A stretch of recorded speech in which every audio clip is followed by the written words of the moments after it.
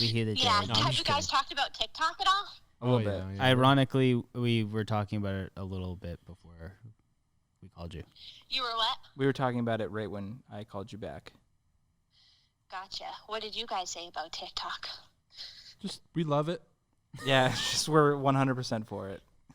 Really? No. Of course not. I mean, you know me. I hate it. But anyways, thanks for weighing in. Love you. Thank you, Malia. And that's MALIA. What? Wellness coach. Yeah. Sorry, I heard something in the background. I'm so far away from the phone. Can I say one thing about TikTok? Sure. So one thing, because you were saying, like, what are your thoughts about TikTok when I first started? Like, so I think TikTok is, like, super fun and everything. And maybe you guys have already said this. Like, I definitely love creating content on TikTok and watching content on TikTok. But two things that I've noticed that I feel like are really harmful and, like, are going to have, like, long-term ramifications is, like, one, it's teaching everyone to do exactly the same thing and rewarding people for doing the same thing and not being actually creative. Because if you hop on a trend, you're rewarded for that. You know, like, that's what is going to go viral. So there's that. So we're not, you know, in our own creative spaces, we're just being trained to copy people. But also, with the way that it works, I feel like it's not quite the same sort of community that you create, like, with Instagram. Like, with Instagram, you really get to know someone and a personality of theirs, you know, and, like, you go to their page, you see everything.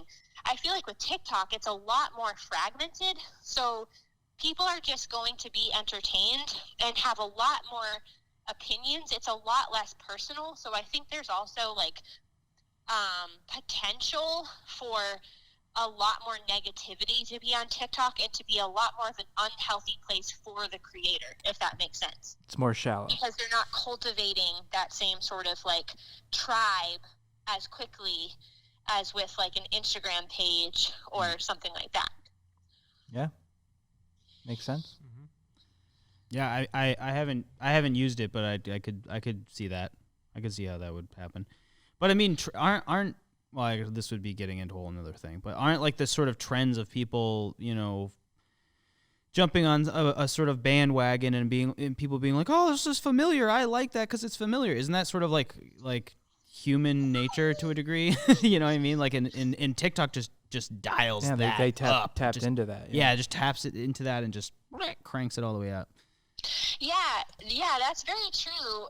Like, you know, tapping into that type of thing, I think that it just causes people to just continue to want to be like everyone else and, you know, have anxiety around, like, if I don't do what other people are doing, I'm not going, like, it's we're going to learn to get our value from that. Like, yeah, that's interesting. I am rewarded, I am accepted, and, you know, people like me and watch my content when I do what everyone else does. Another thing, too, like, what type of a health educator, you know, nutritionist am I going to be if I'm always doing these tiny little bite-sized clips? Like, I feel like I'm not helping people to truly learn sometimes. If I'm like, really quick, 2 seconds about digestion. Here's what I want to tell you about digestion. Okay, that's it. Bye. You know, like. Oh yeah, just logistically, it's not like the greatest, like, platform for you when you're actually trying to, like, get to know people in a little bit more down to earth way and, like, make real suggestions to them. And you can't do that in, like, 20 seconds. Right. Like, am I truly helping people to like make meaningful change? I don't know. Like, I think I could definitely pique people's interest, which is fun, and, like, entertain people and get people thinking about nutrition concepts. But sometimes I wonder, like, what is happening to our brains when we can't pay attention for more than a couple of seconds before we're like, all right, that's too much. You know? But then you pay attention for that little amount of time for 12 hours, like Berlin was saying. So for 12 hours, you've paid attention to little tiny things, and it's wearing away at you and makes you feel like you're in a trance. And another thing of what you were saying, people, I think, go to TikTok because its algorithm is very good and you can get very famous, and, like, by hopping on trends you can achieve that. But it's true for any social media platform: YouTube, Instagram, Facebook, if you're in it for fame, I think you're going to feel like chewed up and spit out at the end unless you achieve it, and then you're going to get, on and on. It's going to grow worse. But if you're in it for helping someone like you are, and you want to make content that helps people, I think you're going to be really fulfilled by it. And you're not going to feel... Yeah, certainly. And even with that, like, I think it's always good to check where your motives are at, because, like, and that's another reason why I was taking a little bit of a break from it, was because it's so easy to see someone go viral on TikTok, and it's like, wait a second, like, they're also doing what I do, and in 1 month, they now have thousands and thousands of followers. Like, what am I doing wrong? I should be there too. Like, almost like that FOMO, fear of missing out. You're like, wait a second, like, am I doing something wrong? Or, like, I should also, like, I'm behind. They're better than me. Yeah, it breeds the comparison thing, which does nothing good for you. Right, and like, I really had to think about it. I'm like, well, let's just say that I did have thousands and thousands of followers. Like, let's just think about what that would be like.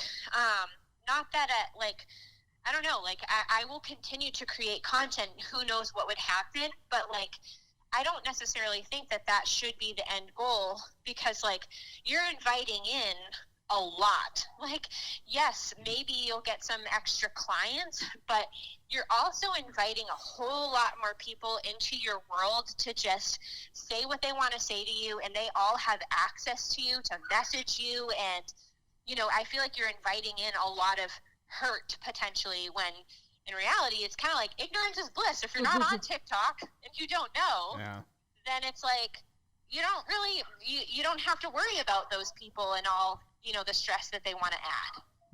Yeah, very helpful. Good points. Well, thank Thanks, you, mate. guys. All right, Cody just deleted his Sorry, entire phone. I just dropped the phone. I'm sorry. Yeah, love you. Thank you. Love you. Call me when you're done. Okay. I do have questions for you.